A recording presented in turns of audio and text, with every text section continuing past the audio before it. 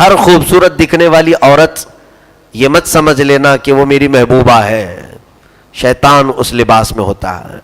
اور اسی طرح سے وہ بچیاں جو کسی نوجوان پر فریفتہ ہو جاتی ہیں، ان کے متعلق بھی فرمایا گیا کہ شیطان بہت حسین و جمیل لڑکے کی شکل میں آئے گا، تو عورتوں کو ورغلانے کے لیے کچھ بچیاں فدا ہو گئیں اس کا ظاہر دیکھ کر کے، جبکہ وہ ابلیس لعین ہوتا ہے، شیطان مردود ہوتا ہے، اسے گمراہ کرے گا یا اسے قتل کروائے گا یا اس کا برا انجام تک پہنچائے گا۔ تو شیطان کی کئی صورتیں ہیں، کئی شکلیں ہیں، اور آج اس زمانے میں شیطان وہ اپنے چیلوں کے ذریعے سے کام کر رہا ہے۔ ہم نے اللہ تبارک تعالیٰ کی وہ آیت کریمہ آج پڑھی، اللہ فرماتا یا بنی آدم لا یفتننکم الشیطان، اے آدم کے بیٹو شیطان تمہیں فتنے میں نہ ڈال دے۔ اللہ فرما رہا ہے، ڈرا رہا ہے تمہیں، شیطان تمہیں فتنے میں ڈال دے گا۔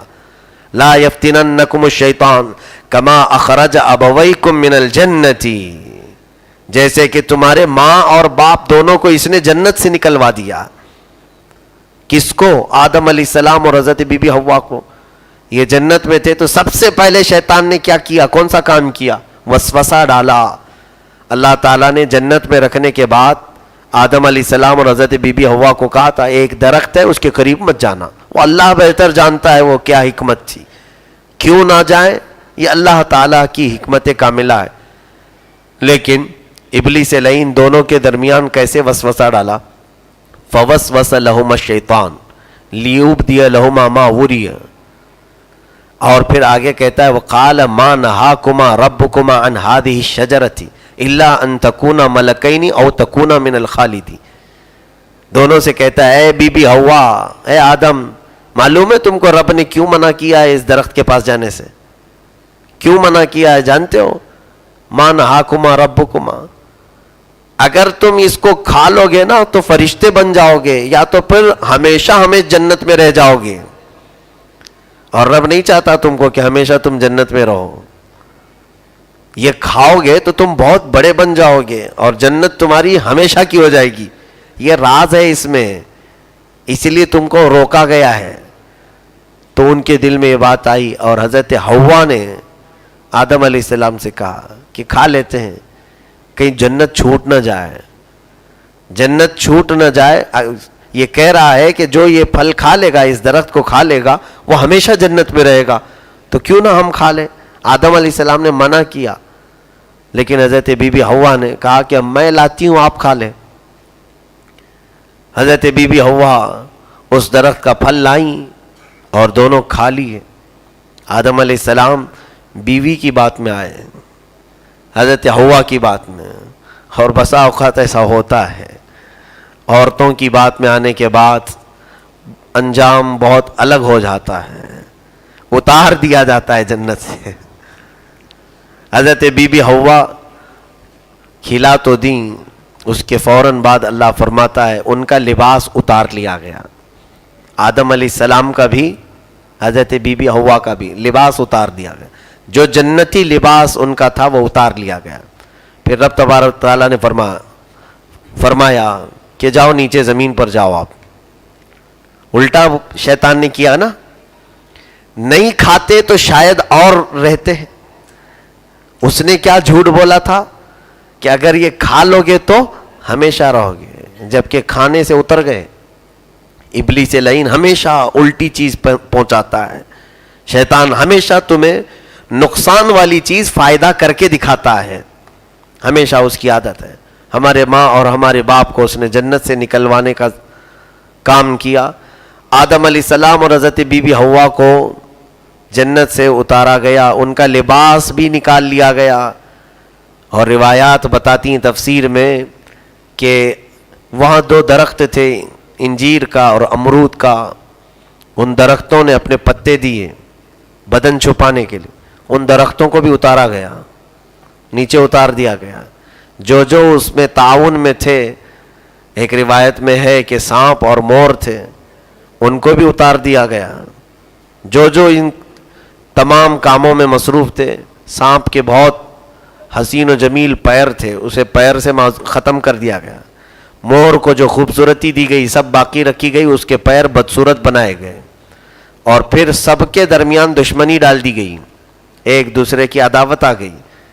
انسان سانپ کا دشمن, سانپ انسان کا دشمن, اور بھی یہ جتنے بھی تھے آپس میں ان کی عداوت آ گئی, اور سب کو دنیا کے الگ الگ کونوں میں اتار دیا گیا. آدم علیہ السلام کو سرندی پہاڑ پہ, بی بی حوا کو جدہ میں, اور پھر نہ جانے یہ سانپ اور مور وغیرہ کہاں اتارے گئے, واللہ عالم. اب ہوا یہ کہ اللہ تعالیٰ فرماتا ہے کہ تم کو شیطان فتنے میں نہ ڈال دے, تمہارے ماں اور باپ کو اس نے جنت سے نکلوایا ہے. کما اخرج ابویکم من الجنت ینزع عنہما لباسہما, ان دونوں کے لباس اتروا دیا, لیریہما سوآتہما. اب بھی اللہ فرماتا انہ یراکم ہوا وقبیلہ من حیث لا ترونہم, وہ اور اس کی پوری ذریت تم کو دیکھتی ہے, وہ ننگا دیکھنا پسند کرتا ہے. ہر آدمی کو ننگا دیکھنا شیطان پسند کرتا ہے. حتیٰ کہ حدیث پاک میں موجود ہے کہ جب کوئی طہارت خانے میں جاتا ہے بیت الخلاء میں استنجا کے لیے, تو شیطان اس کے نازک مقامات سے کھیلتا ہے, اس کے پرسنل پارٹ سے کھیلتا ہے. اسی لیے دروازے پہ قدم رکھنے سے پہلے ہی دعا میرے آقا نے سکھائی, اللہم انی اعوذ بک من الخبث والخبائث, اے اللہ میں تیری پناہ مانگتا ہوں. خبث کہتے ہیں مرد شیطانوں کو, خبائث یہ جمع ہے عورتیں جو شیطان ہیں. یہ فرمایا گیا کہ مرد جو شیطان ہیں اور شیطانوں میں جو عورتیں ہیں, تو عورت شیطان ہماری عورت شیطان مردوں سے کھیلتی ہے, اور مرد شیطان عورتوں کو گمراہ کرتا ہے. تو وہ ننگا دیکھنا پسند کرتا ہے, بغیر لباس کے دیکھنا اسے پسند ہے. بلکہ یہ بھی کہا گیا ہے, بزرگوں نے فرمایا کہ تم لباس تبدیل بھی کرتے ہو تو اتنی دیر تمہارے بدن کو دیکھ کر وہ رقص کرتا ہے, ناچتا ہے خوشی میں, اسے ننگا دیکھنا پسند ہے. اسی لیے بزرگوں نے ہمیشہ اپنے ستر کی بہت حفاظت فرمائی. آج کیا شیطان کے پجاریوں نے ننگا کرنے والا فیشن نہیں لایا؟ ستر کو پھاڑ کر کے پہننے کا فیشن نہیں آیا آج؟ ران پھٹی ہوئی ایسے جینز کے یہ جو فیشن ہے, بچے ہمارے سمجھ رہے ہیں کہ یہ ماڈرن زمانہ ہے, یہ سب چلتا ہے, جبکہ شیطان اور اس کا پورا قبیلہ تمہیں دیکھ رہا ہے. اللہ فرما رہا ہے انہ یراکم ہوا وقبیلہ من حیث لا ترونہم, اور پھر آگے رب فرماتا انا جعلنا الشیاطین اولیاء للذین لا یؤمنون, ہم نے شیطان کو ان لوگوں کا دوست بنایا ہے جو اللہ پر ایمان نہیں رکھتے. تو شیطان کو خوش کرنے والے ہر وہ کام کیے جاتے ہیں آج. جو کر رہا ہے اس طرح, میں سمجھتا ہوں اس کے پاس اللہ کا پر ایمان نہیں ہے. تم اپنا ستر دکھا کر کسے خوش کرنا چاہتے ہو؟ اللہ کو, رب تبارک و تعالیٰ کو؟ میرے عزیزو, خاص طور پر مسلمان قوم میں یہ ہرگز نہ آئے, ہمارا ستر نہ کھلنے پائے. اور فرمایا گیا جو اپنے ستر کی حفاظت نہیں کرتا, اللہ اکبر, قیامت کے دن وہ لوگ لائے جائیں گے.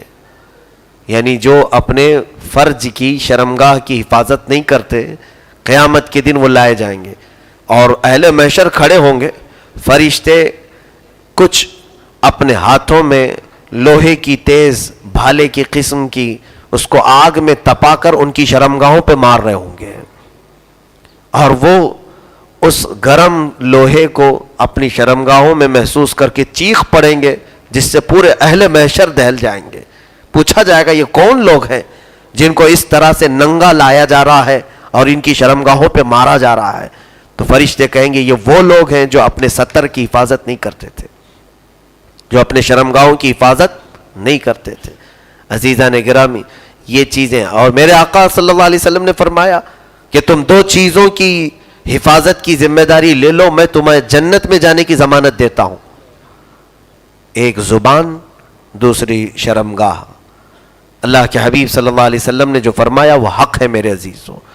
ہر نوجوان بچہ اور ہر نوجوان بچیاں اپنے ستر کی حفاظت کریں. شیطان تمہیں کھلا دیکھنا پسند کرتا ہے. اس نے ہمارے ماں باپ آدم علیہ السلام اور حضرت بی بی حوا کے لباس اتروائے، تو پھر ہم سب سے کیا نہیں کروائے گا؟